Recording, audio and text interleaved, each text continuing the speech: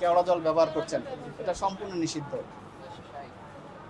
Chemical যেটা খাবারের জন্য না, আপনি সেটাও আপনার ব্যবহার করছেন। আজকে আপনাকে সতর্ক করে 50,000 টাকা জরিমানা করা হলো।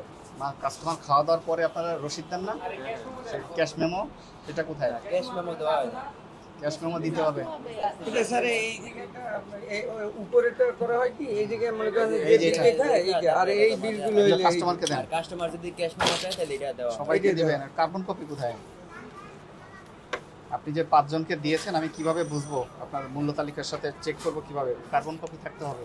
জি বুঝছেন? জি হয়নি। মূল্য তালিকা আছে? এই আমাদের ঠিক আছে লেখা ম্যাডাম এই নিচে আছে এগুলো একটা রাখতে হবে। উপরে কাস্টমার রাখতেছে না, উপরে একটা ঝুলে রাখতে হবে।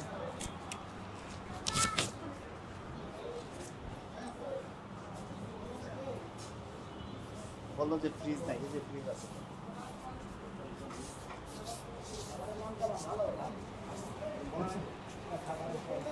আপনি এখানে কতদিন ধরে ম্যানেজার করছেন? জায়গায় আছি স্যার এই 10-11 বছর। 10-12 বছর। কিন্তু আপনার কার্যক্রম তো দেখে মনে হয় না আপনি যে কিছু জানেন। আপনি নিরাপদ খাদ্য আইন আছে, একটা হোটেল পরিচালনা করতে হলে কি কি নির্দেশনা আছে এগুলো ভালো করে পড়ে দেখবেন। একটা হোটেলের মূল জায়গা হচ্ছে রান্নাঘর। আপনি বাইরে দিয়ে যতই চকচকা করেন না কেন, যেখান থেকে খাবারটা তৈরি হয় ওই জায়গাটা থাকতে হবে সবচেয়ে নিরাপদ এবং স্বাস্থ্যকর পরিবেশ। আমরা যেটা পেয়েছি অত্যন্ত অস্বাস্থ্যকর পরিবেশে আপনি খাবার তৈরি করছেন। স্যার এটা ঠিক হইলো খাবার খোলা রেখেছেন, খাবারের উপরে বস্তা রেখে দিয়েছেন, খাবার ফ্লোরে রেখে দিয়েছেন, মানুষজন হাঁটাচলা করছে, স্বেচ্ছাতে পরিবেশ, ডাস্টবিনগুলো খোলা রেখেছেন। মানে যত ধরনের অনিয়ম আছে আপনার কোনোটাই আপনার বাদ নাই। আমরা মনে করি না যে আপনার এই প্রতিষ্ঠান চালানোর মতো সক্ষমতা বা যোগ্যতা কোনোটাই আছে। এটা হয় কি এই টিম যে ওই যে রান্না বান্না যখন করে এই যে স্যার এই হয় এরপরে এটা আপনার ফুল কোনো কর্মচারীরই কোনো ড্রেস আপ পাইছেন আপনি ওটা আমরা ক্লিয়ার করে কোনো কর্মচারীর কোনো ড্রেস আপ নাই, ঠিক এটা নাই।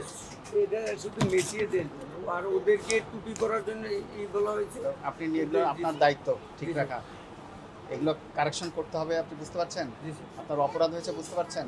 অবশ্যই এখন আপনার কাজ হবে হোটেল পরিচালনা করার যে নির্দেশনাগুলো আছে ভালো করে পড়তে হবে, পড়ে বাস্তবায়ন করতে হবে, মনিটরিং করতে হবে।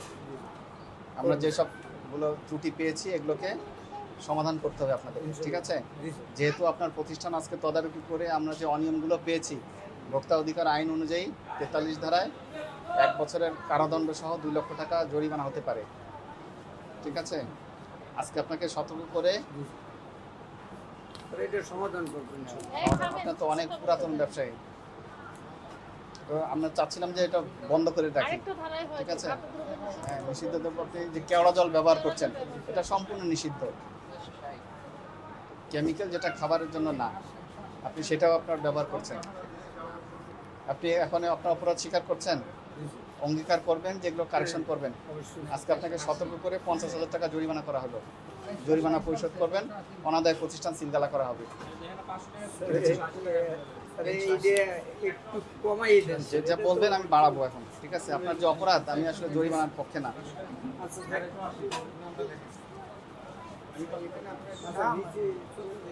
এই এখানে লেখেন, এখানে লেখেন।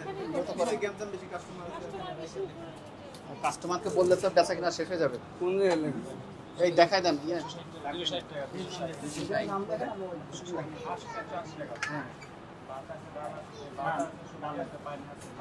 কমলাপুরের মতো একটা গুরুত্বপূর্ণ জায়গায় যেখানে সবসময় যাত্রীরা যাতায়াত করে, আপনাদের এই অবস্থা।